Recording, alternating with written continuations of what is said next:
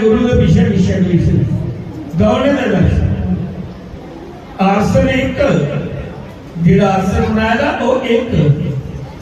लेकिन आई दो गए साधो भाई सोच रही किसी आसन दिया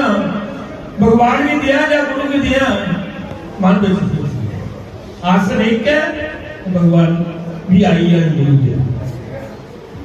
विचार किया जे मेरा गुरु आया तो मेरे घर भगवान आया पहला गुरु आया जे गुरु नहीं आऊंगा तो भगवान जाना